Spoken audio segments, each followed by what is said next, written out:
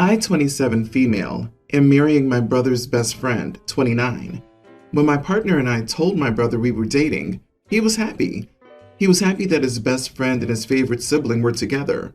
But when we told him we got engaged, things changed. He became sour and didn't even congratulate us. Throughout the wedding planning process, he made negative comments about everything and kept making jokes about what a terrible wife I'll be and that my partner should run while he can. My partner and my family all acted as if he was just joking. When we were 3 weeks away from my wedding, my brother asked me to come to his place by myself. When I got there, he told me I needed to cancel the wedding. He kept saying he couldn't tell me why. I just needed to cancel it. I was getting worried. Maybe he knew something about my fiance. Maybe he was protecting me. But he denied it. He said my fiance was great, but I needed to cancel it. As a joke, I said, "It sounds like you're in love with him." And he admitted that he is. I was taken aback and didn't know what to say. So I told him he was uninvited from the wedding and left.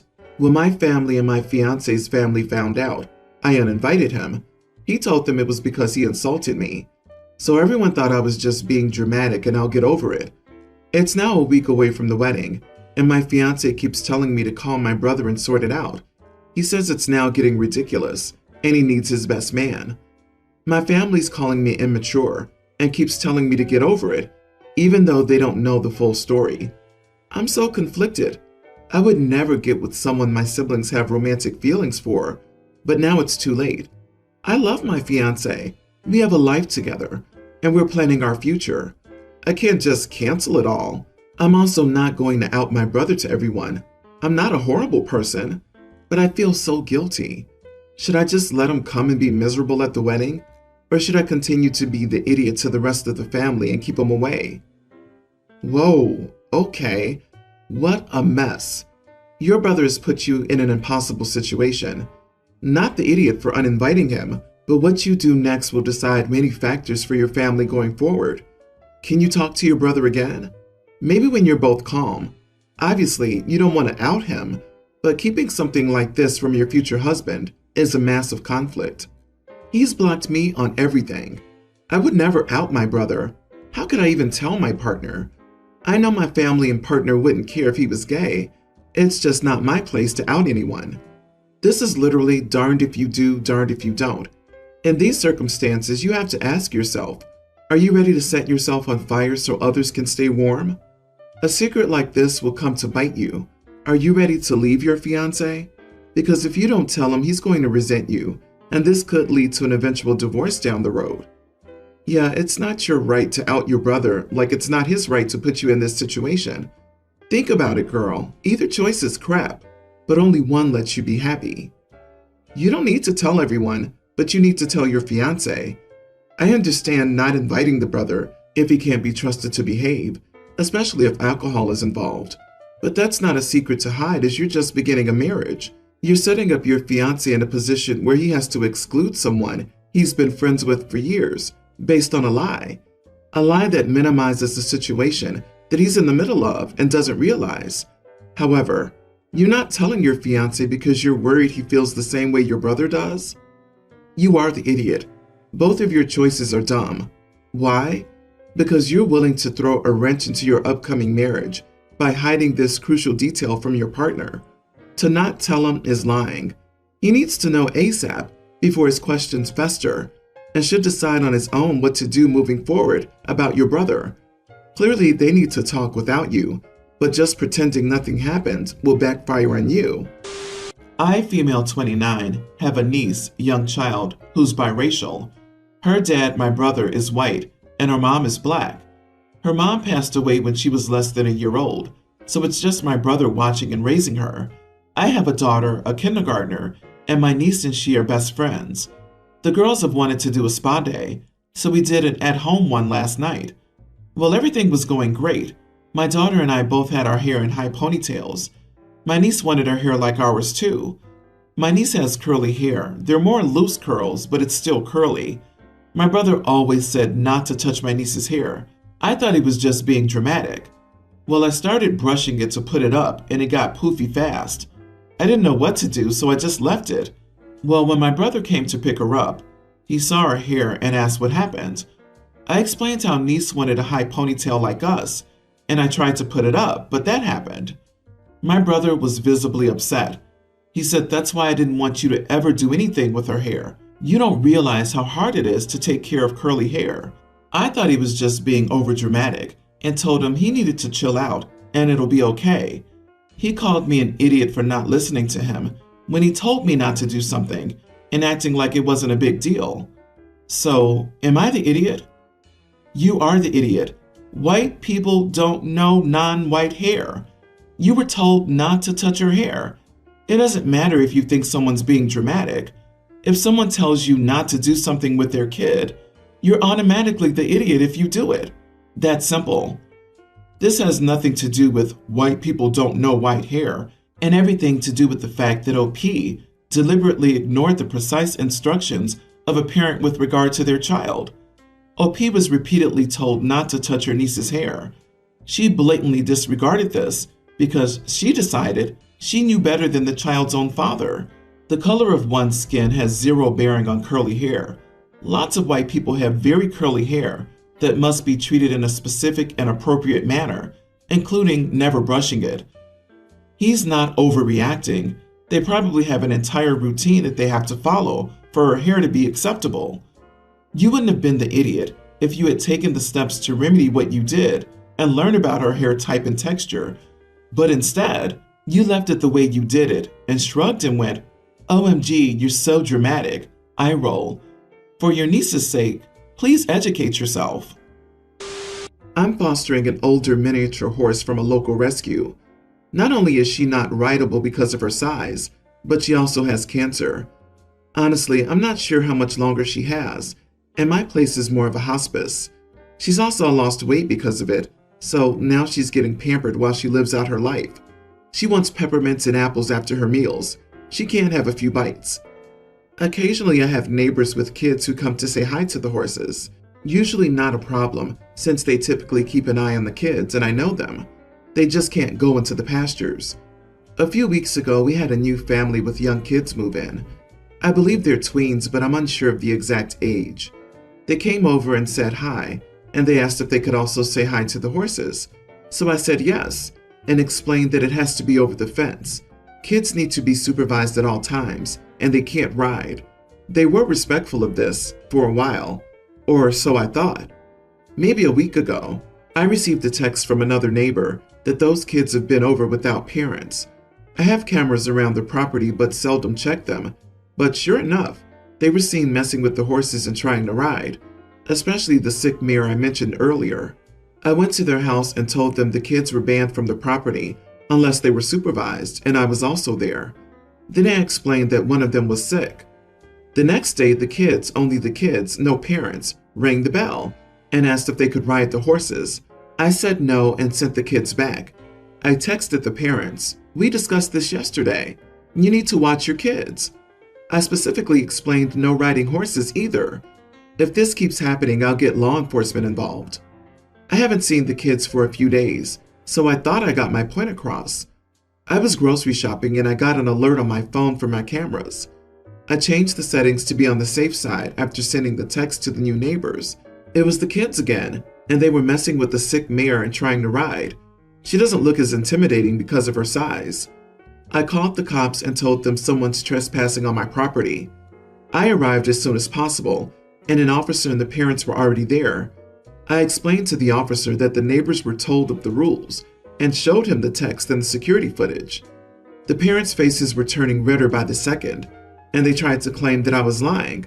Since I had the footage, the officers issued a warning to the parents and told them if it happens again, I could press trespassing charges. The kids were crying and their dad started throwing his own tantrums, saying it wasn't fair, and the kids had every right to ride. I looked him in the eye and deadpan said, "Oh, okay. Does that mean I can force your elderly dad to give me a piggyback ride when he's bedridden with cancer?" The officer was trying so hard not to laugh as he told the family that they needed to get off the property. Not the idiot. The right to ride? Has anybody explained that a horse is a private property? You are definitely going to need to press charges if it happens again. I feel like when it happens again is very soon. Entitlement like that almost guarantees it. They have a right to ride. They trespass on your land and touch a sick animal that's big enough to kick them across the fence, and they think they have the right to ride? What entitled jerks? No doubt if she kicks one of those kids, the idiot parents would be awfully quick to sue. How many warnings do people need? The father may throw a temper tantrum all he likes, but that doesn't change the fact that it's your property, so your rules. In my opinion, perfectly normal rules. It's not just private property. It's a living, breathing animal with feelings, emotional and physical. I also work with horses, and the entitlement people have over these animals is still astounding. Those people don't care about the animal in front of them. They only care about their own amusement. Those kids and parents need to learn boundaries and respect for animals. I, male, have a house with a pool that I rent on weekends and throw parties. The kitchen and swimming pool are on the outside. Friday, I went to the market to buy drinks, meats, and various things, because Sunday there would be a party in this house, so the fridge had a lot of things. On Saturday, my brother called me, asking if I had rented the house this Saturday for someone, and when I said no, he informed me that he had passed by and heard very loud music in it, in addition to several voices. I asked him to meet me there, and I went with my husband. About 20 people were enjoying the pool, drinking, and having a barbecue with my stuff. Apparently, they used a ladder to jump over the wall. The wall had a broken fence that would be replaced tomorrow. It's the only wall that faces the street. When they saw us, they started to get even more desperate that my brother had the ladder. They tried to escape, but we kind of protected the wall. The police had already been called, so we didn't want anyone to escape. Nothing happened to anyone, to make it clear. They just tried to get past us to go to the lowest wall, but couldn't. The police arrived. There were 7 children, 12 adolescents, and 1 adult, 39-year-old. Those responsible for the kids were called, and this caused a mess because they started to accuse us of entertaining kids in my house. The police gave me the freedom to press charges or not, but I said I just wanted the value of the items consumed, pay for a cleaner, and clean the pool. Yes, it would cost quite a bit because the outside area was a mess and almost everything was used in the fridge. The adults began to say that just scolding from the police would be enough, and that I know how stupid young people can be, and begged me not to charge that amount, as most of them are extremely poor. I stood by my decision, saying that they would have until Monday to pay me for my damage. Otherwise, I would press charges against everyone. Yes, I heard a lot of curses, but today I received the full amount. My husband said that I was very harsh because I paid out of my pocket anyway, and that for us, there would be no difference in that money. But for extremely low-income families, yes. I really don't think it's fair to have this expense, despite being able to pay without difficulty. Of course, young people are stupid, but still they broke into my house, used everything in it, and left a mess. Am I the idiot? Not the idiot. They broke in, ate your food, and made a mess of the place. Plus, if anything happened to a kid there, i.e. break an arm or drown, you'd be held responsible, which isn't fair. Those parents are lucky you didn't press charges and just demanded reimbursement. Having grown up extremely poor and having an out-of-control sister who used to get in trouble all the time, this really triggers me. Some of those kids would go to bed hungry until their parents' next paycheck. I would have forced the 39-year-old to foot the entire bill if this had been me. Out of everyone there, he should have known better. Also, since you've already been reimbursed, I get the feeling the parents are good people, doing their best. My take, charge only the adult present and let the kids off with just the fear of law enforcement, which probably scared them silly, and discipline of their parents. They straight up broke in and used the house like it was theirs. Who does that? I grew up poor too, but I knew not to break into other people's homes, eat their food, and trash their pool. How the people involved ended up pulling the money together is their business. Pressing charges would have had a much worse impact on those kids and their families. However, actions have consequences, and OP was extremely charitable. My wife, Tiffany, is pregnant with our 3rd child, 6 months. Our other children are kindergartners, male and female. Tiffany and my mother have had a complicated relationship for reasons in the past because of both of them. My mother lives 5 hours away. I have a disease, and because of it, I have severe migraine attacks that I've already stopped at the hospital, etc. I had one of them 2 weeks ago, and I was in the hospital for 3 days. And when I got home, I was in bed in so much pain that I couldn't do anything. Despite Tiffany's resistance, she agreed to my mother's help, as she was overwhelmed with pregnancy, our dog, and the twins. The next 2 weeks were a nightmare, and I don't know how a war didn't happen, but yes, my mother helped a lot, but the two of them didn't get along at all. However, I got much better at the end of the second week, and I suggested that my mother could go back to her house if she wanted. She replied that she'd like to spend more time with us to help these last few days. She would stay 4 more. In the bedroom, Tiffany freaked out, saying she couldn't take it at all. I thought of something. I suggested it, and I could ask her to leave, but my mom would complain.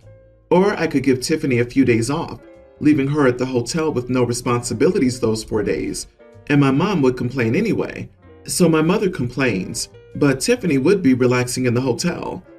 She started to complain that it was unfair for her to have to do this, but when she realized it was 4 days of all-inclusive and there were no responsibilities, she accepted.